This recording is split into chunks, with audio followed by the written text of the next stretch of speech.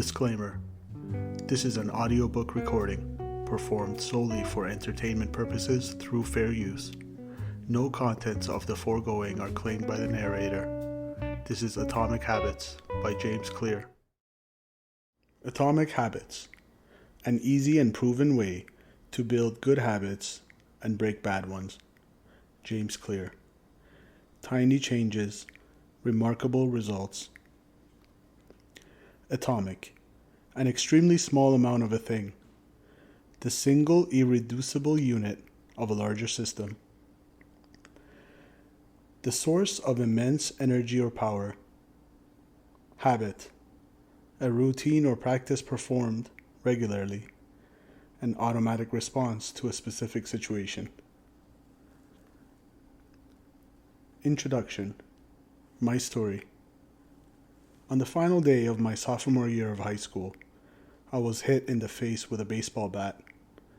As my classmate took a full swing, the bat slipped out of his hands and came flying toward me before striking me directly between the eyes. I have no memory of the moment of impact. The bat smashed into my face with such force that it crushed my nose into a distorted U-shape. The collision sent the soft tissue of my brain slamming into the inside of my skull. Immediately, a wave of swelling surged throughout my head. In a fraction of a second, I had a broken nose, multiple skull fractures, and 2 shattered eye sockets. When I opened my eyes, I saw people staring at me and running over to help. I looked down and noticed spots of red on my clothes. One of my classmates took the shirt off his back and handed it to me. I used it to plug the stream of blood rushing from my broken nose. Shocked and confused, I was unaware of how seriously I had been injured. My teacher looped his arm around my shoulder, and we began the long walk to the nurse's office, across the field down the hill, and back into the school. Random hands touched my sides, holding me upright. We took our time and walked slowly. Nobody realized that every minute mattered. When we arrived at the nurse's office, she asked me a series of questions. "What year is it?" 1998, I answered. It was actually 2002. "Who is the President of the United States?" "Bill Clinton," I said. The correct answer was George W. Bush. "What is your mom's name?" I stalled. 10 seconds passed. "Patty," I said casually, ignoring the fact that it had taken me 10 seconds to remember my own mother's name. That is the last question I remember.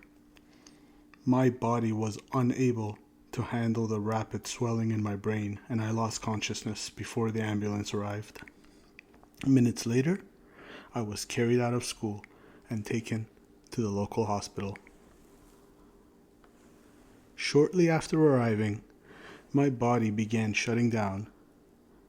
I struggled with basic functions like swallowing and breathing. I had my first seizure of the day. Then I stopped breathing entirely.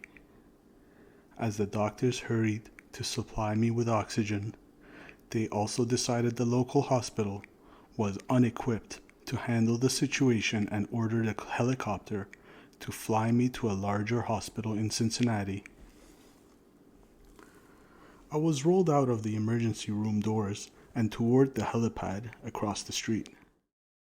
The stretcher rattled on a bumpy sidewalk as one nurse pushed me along while another pumped each breath into me by hand. My mother, who had arrived at the hospital a few moments before, climbed into the helicopter beside me. I remained unconscious and unable to breathe on my own as she held my hand during the flight. While my mother rode with me in the helicopter, my father went home to check on my brother and sister and break the news to them. He choked back tears as he explained to my sister that he would miss her 8th grade graduation ceremony that night. After passing my siblings off to family and friends, he drove to Cincinnati to meet my mother.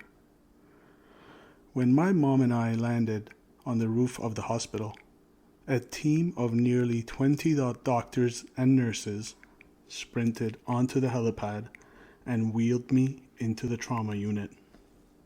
By this time, the swelling in my brain had become so severe that I was having repeated post-traumatic seizures. My broken bones needed to be fixed, but I was in no condition to undergo surgery.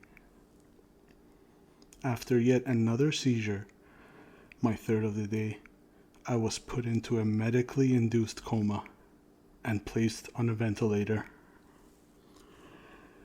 My parents were no strangers to this hospital. 10 years earlier, they had entered the same building on the ground floor after my sister was diagnosed with leukemia at age 3. I was 5 at the time. My brother was just 6 months old. After 2.5 years of chemotherapy treatments, spinal taps, and bone marrow biopsies, my little sister finally walked out of the hospital happy, healthy, and cancer-free. And now, after 10 years of normal life, my parents found themselves back in the same with a different child. While I slipped into a coma, the hospital sent a priest and a social worker to comfort my parents. It was the same priest who had met with them a decade earlier, on the evening they found out my sister had cancer. As day faded into night, a series of machines kept me alive.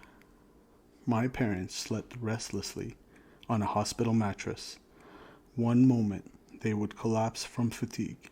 The next they would be wide awake with worry.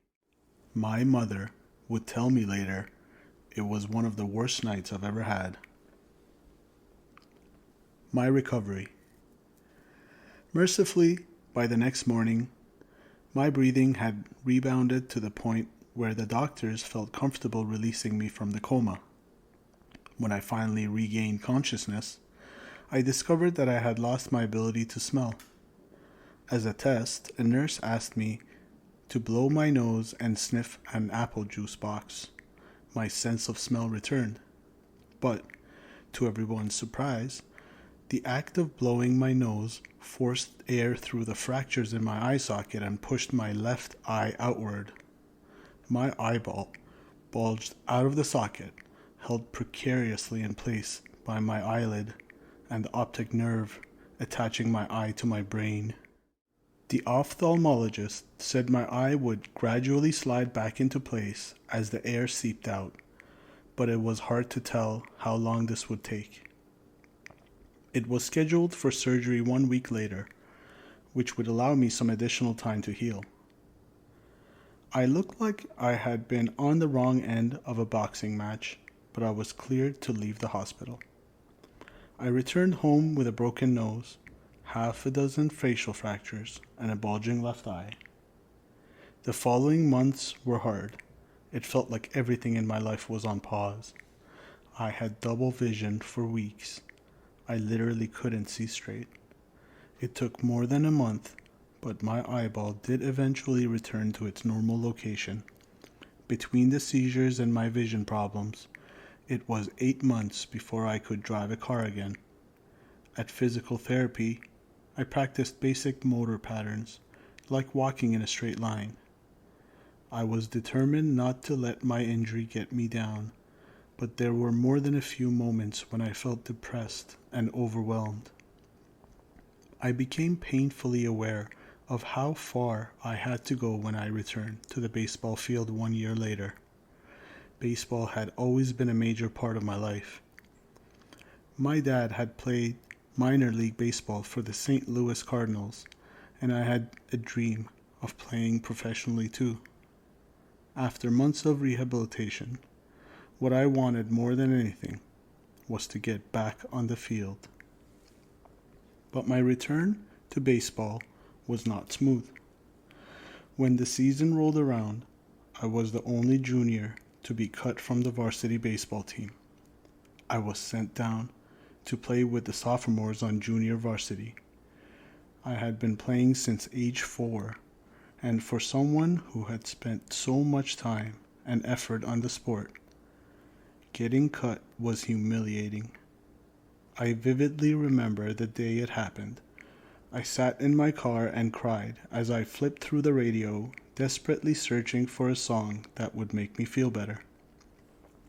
After a year of self-doubt, I managed to make the varsity team as a senior, but I rarely made it on the field. In total, I played 11 innings of high school varsity baseball, barely more than a single game.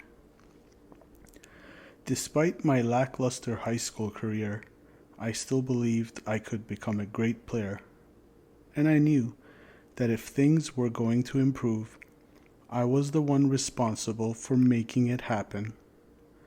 The turning point came 2 years after my injury, when I began college at Denison University. It was a new beginning, and it was the place where I would discover the surprising power of small habits for the first time. How I learned about habits. Attending Denison was one of the best decisions of my life. I earned a spot on the baseball team, and although I was at the bottom of the roster as a freshman, I was thrilled. Despite the chaos of my high school years, I had managed to become a college athlete. I wasn't going to be starting on the baseball team anytime soon, so I focused on getting my life in order.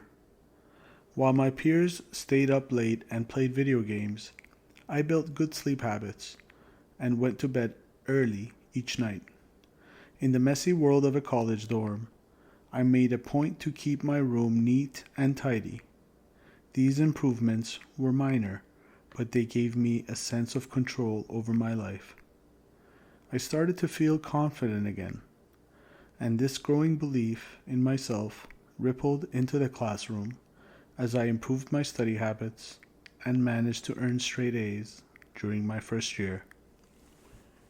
A habit is a routine or behavior that is performed regularly and, in many cases, automatically.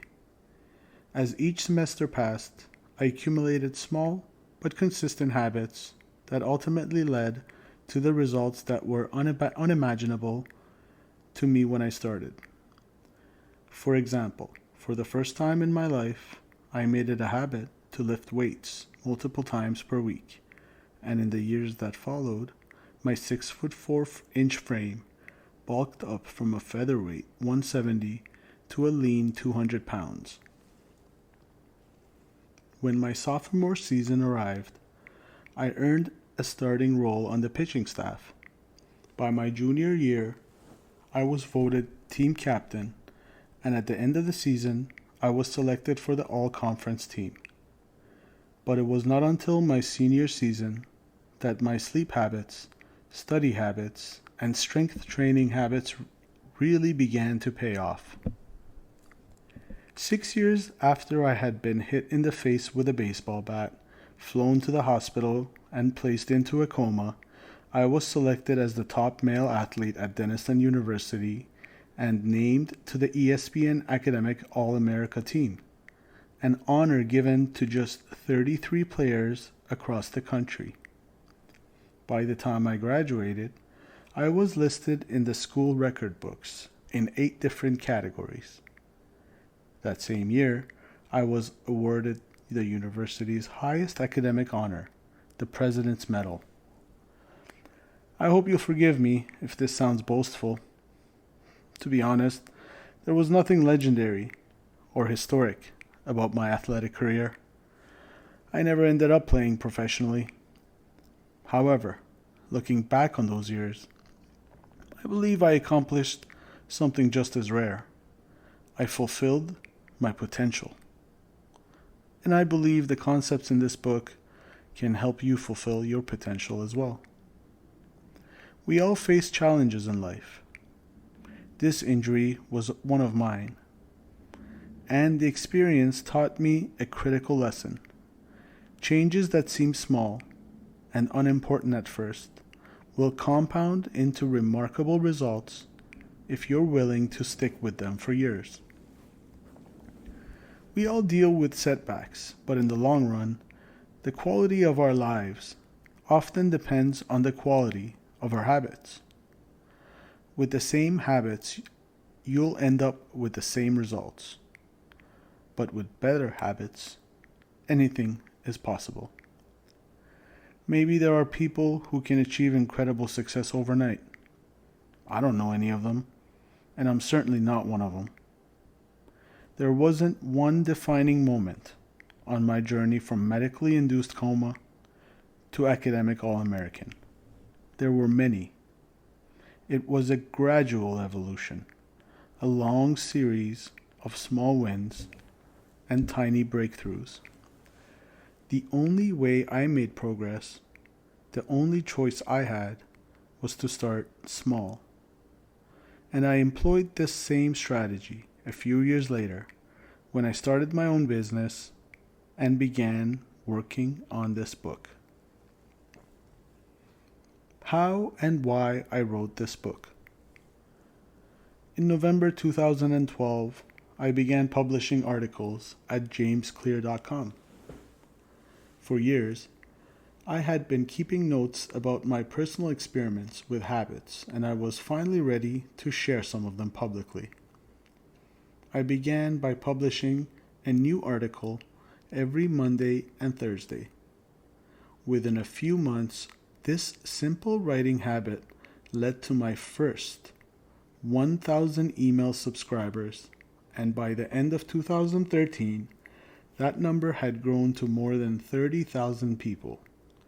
In 2014, my email list expanded to over 100,000 subscribers, which made it one of the fastest growing newsletters on the internet.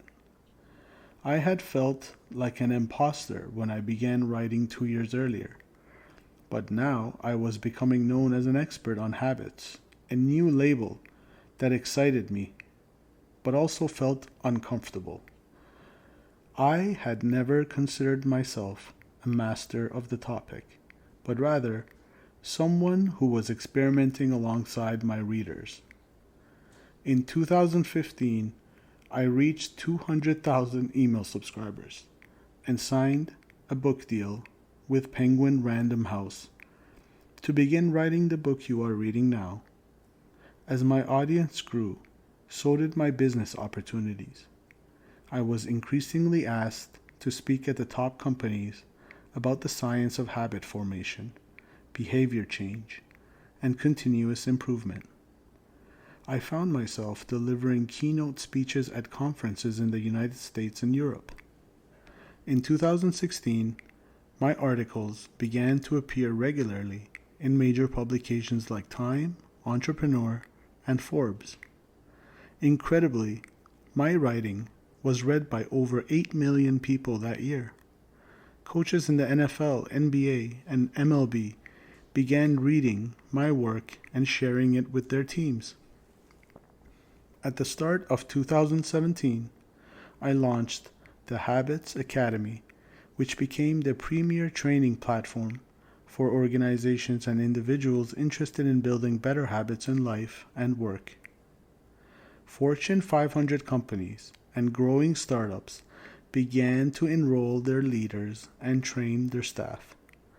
In total, over 10,000 leaders, managers, coaches, and teachers have graduated from the Habits Academy, and my work with them has taught me an incredible amount about what it takes to make habits work in the real world. As I put the finishing touches on this book in 2018, jamesclear.com is receiving millions of visitors per month, and nearly 500,000 people subscribe to my weekly email newsletter, a number that is so far beyond my expectations when I began that I'm not even sure what to think of it. How this book will benefit you. The entrepreneur and investor Naval Ravikant has said, "To write a good book, you must first become the book." I originally learned about the ideas mentioned here because I had to live them. I had to rely on small habits to rebound from my injury, to get stronger in the gym, to perform at a high level on the field, to become a writer, to build a successful business, and simply to develop into a responsible adult. Small habits help me fulfill my potential, and since you picked up this book, I'm guessing you'd like to fulfill yours as well. In the pages that follow, I will share a step-by-step plan for building better habits, not for days or weeks, but for a lifetime. While science supports everything I've written, this book is not an academic research paper. It's an operating manual. You'll find wisdom and practical advice front and center as I explain the science of how to create and change your habits in a way that is easy to understand and apply. The fields I draw on, biology, neuroscience, philosophy, psychology, and more, have been around for many years. What I offer you is a synthesis of the best ideas smart people figured out a long time ago, as well as the most compelling discoveries scientists have made recently. My contribution, I hope, is to find the ideas that matter most and connect them in a way that is highly actionable.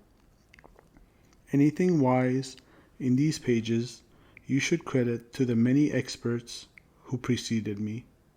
Anything foolish, assume it is my error. The backbone of this book is my 4-step model of habits: cue, craving, response, and reward, and the 4 laws of behavior change that evolve out of these steps.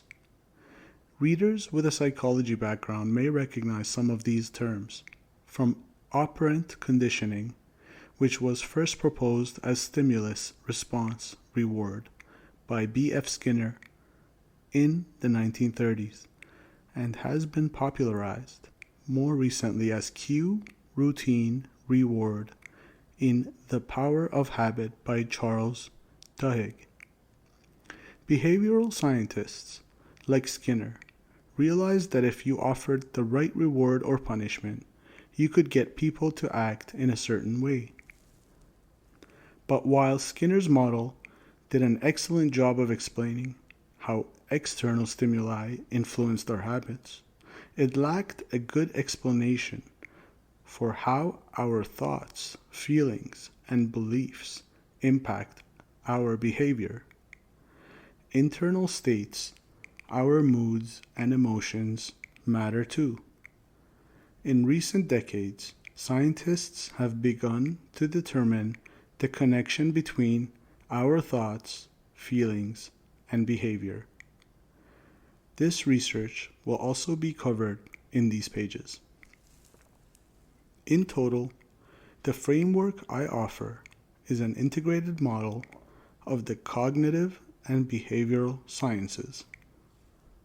I believe it is one of the first models of human behavior to accurately account for both the influence of external stimuli and internal emotions on our habits. While some of the language may be familiar, I am confident that the details and the applications of the 4 laws of behavior change will offer a new way to think about your habits. Human behavior is always changing, situation to situation, moment to moment, second to second. But this book is about what doesn't change. It's about fundamentals of human behavior, the lasting principles you can rely on year after year, the ideas you can build a business around, build a family around, build a life around. There is no one right way to create better habits, but this book describes the best way I know, an approach that will be effective regardless of where you start or what you're trying to change.